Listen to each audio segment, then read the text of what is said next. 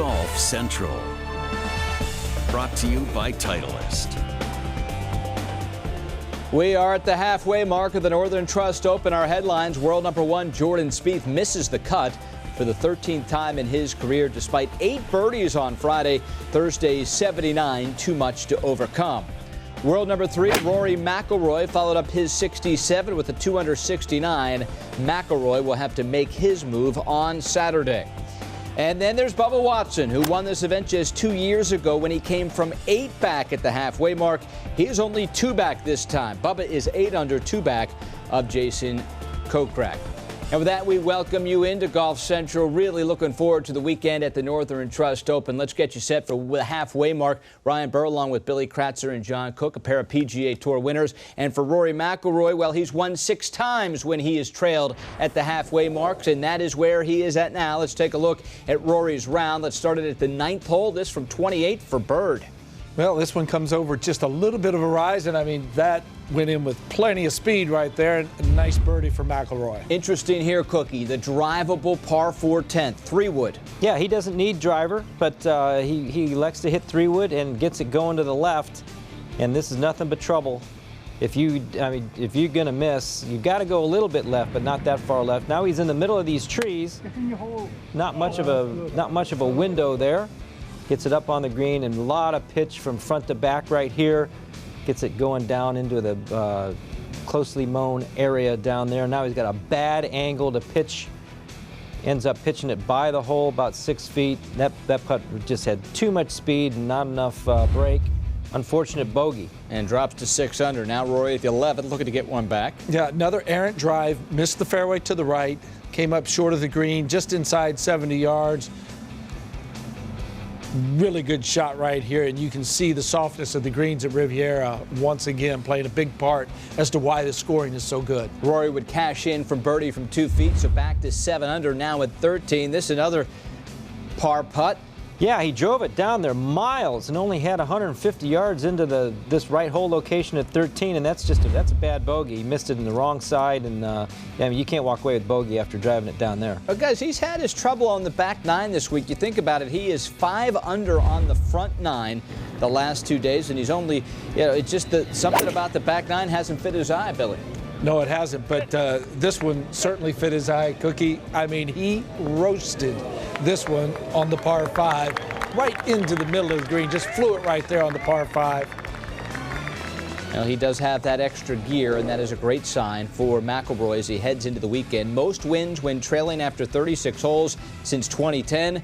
There's your guy, Rory McIlroy. Bubba Watson, well, he could get number 6 this week as well. We'll get into Bubba a little later on in the program. But for McIlroy, certainly a good sign. And when you consider that this is his tournament debut at the Northern Trust Open, he's probably still, to some degree, getting to know these greens, getting to know this old-style golf course. From what you've seen, first time out, he says this is day 1 of the start to the Masters. Do you like what you've seen from McIlroy? I do. I'd like to see him tidy up the driver just a little bit more, but yeah, certainly the length that he's hitting it, his management of the round is really good because he hasn't. In fact, the first 4 holes today, he only hit 1 fairway, but he was a couple under par. So his management skills on the golf course right now are very good. He's very fresh. He's making a few putts, but he's missing a few putts. But I think when he tidies up the driving part of the game, gives himself more opportunities with the irons, then you're going to see the Rory that can take it to 62, 63. John, so much attention this week has been spent on McIlroy and his workout habits, and he does bring it on himself to a certain degree. I wake up this morning, the first thing I see is Rory's posted a new video of doing these crazy push-ups in his hotel room. Is there such a thing as too much? There probably is, yeah. And I think nowadays, as long as you're working out and you're getting a good stretch and you're sticking to your program and you're not hurting anything, I don't really see that there's anything wrong with it. It's to each his own. He's a strong young kid, Yeah. and it's going to benefit him down the road that he thinks, and whatever he and his team think are the best. They've got trainers now. The mechanics of working out, golf workouts now are so much different than they were 20 years ago, so they're not going to be doing much that's going to actually be hurting his body. So I don't really have much of a problem with Rory doing what he's doing. Yeah, and we always talk about when you're lifting weights, as long as you keep your flexibility, I think the flexibility aspect of the game, and I don't see the swing shortening. I don't see any hints of that. So if you keep that flexibility, I'm with Cookie. I don't think there's anything wrong with it. I'm the other side. I mean, I've quit working out completely just because I want to stay flexible in this chair. You're Charlie Reimer school. I got to be able to. There you go. I got to get to go both sides. No, you have guys. quit working out. I see. I got to get to both sides. All right, let's roll on here. We will hear from Rory a little bit later on in the program. Find out how he feels heading into the weekend. Let's move on to Dustin Johnson. He went out early this morning. He's played fantastic here over the years. 4 top 4s since 2010. He's been a great guy on this golf course. Unable to close the deal. Maybe this is the year. Gets off to a good start. Well, that he does, and good iron shots. And then here at the 6th hole, this putt for birdie on the par 3 and finds nothing but the center of the cup. 66 for DJ, finished at 8 under. The aforementioned Bubba Watson. When the putter's going, look out for Bubba. Yep, and this is had 94 yards of this whole location, and just pitched it in there, and perfect little 8-footer. Yesterday, Cookie, you said the course really good for Bubba because it allows him to show some creativity. Well, this right here, this is Masters big boomerang from about 220 yards. He had to aim it out of bounds to the left and brought it back in there just underneath the hole. Outstanding shot. Unfortunately, just slides by on the low side. So a wasted opportunity, but a phenomenal golf shot nonetheless. 68 for Bubba. He is 8 under. Ches Reavie now at 18 for birdie. Well, carrying on the play that we saw last week from Reavie, unfortunately shot 77 in that final round, but a nice putt here. And he's just kind of playing consistently right now. 4 missed cuts and a 78th place in 5 career starts here. Jason Kokrak, on the other hand, a guy that can absolutely hit it a mile. 15 holes, 494 yards. He had 174 into this hole location. This is back into the wind, Billy Crasser. That's 320. Yeah, just a beautiful golf shot in there. Could be a tough night for Kokrak. 64 here, 10 under, but it is his very first 36-hole lead or co-lead of his PGA Tour career. So it'll be interesting what you guys think of that, and you can remember the first time you led a PGA Tour event at the halfway mark, how difficult it will be for Kokrak to clear his head and come out and play solid golf on Saturday. In the meantime, let's hear from some of the chasers here at the Northern Trust Open. I came in the Saturday, Sunday last week and was hitting it okay, but really hit it well last week on the weekend.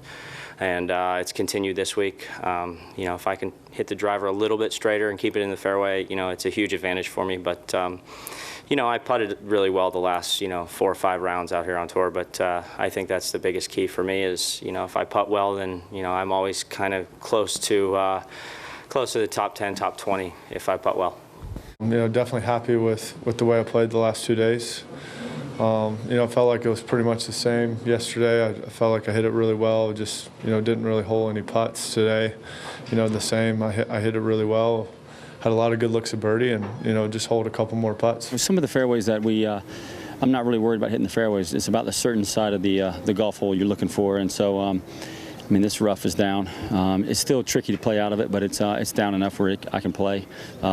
So I'm not really looking for fairways as much as I am the better angle. Bubba did not make a birdie over his last 10 holes, so had a real opportunity. But if there is one glaring number on this scorecard, hard to believe he could be 8 under. Bubba hit 2 fairways and is still in great position heading into the weekend. So let's start with Bubba. 2 fairways hit, 8 under par. You almost have to say he's the favorite. He can't get any worse off the tee. Well, just 2 fairways, but you look at the rough, and John and I were talking about that, how playable it is, because you're going to catch a bald spot in that rough every so often. Apparently, he caught a lot of bald spots today because he was able to operate from the rough, but he's creative. He hits it in there, and he's kind of used to it. And I really don't think he looks at that stat, 2 of 14. That doesn't really bother him. And when you have rough that's down this far, he's going to be dangerous. I don't care what golf course you're on. You can cover up that bald spot, by the way.